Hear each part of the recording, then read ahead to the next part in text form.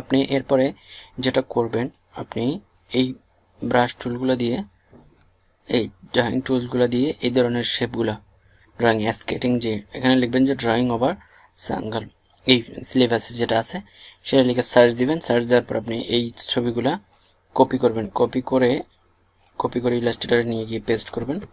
Paste করে এটার উপর, এগুলোর উপর আপনি ব্রাশ টুল হোক, পেন টুল হোক, আপনি এগুলো দিয়ে এইভাবে কালারিং করবেন, অঙ্কন করার চেষ্টা করবেন।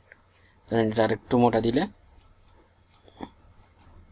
দেখেন এভাবে এগুলোতে অঙ্কন করবেন, সেমভাবে আস্তে আস্তে কালারিং করবেন এভাবে। এটা হচ্ছে আপনার হোমওয়ার্ক। সবগুলো টুল দিয়ে, কোনোটা পেন টুল দিয়ে চেষ্টা করবেন।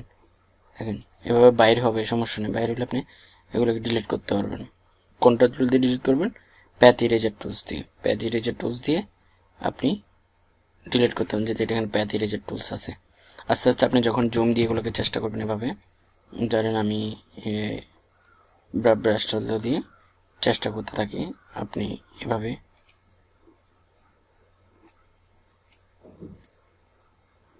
এভাবে আস্তে আস্তে আপনি এভাবে কালারিং করেন, পুরোটাকে এভাবে কালার করার চেষ্টা করবেন।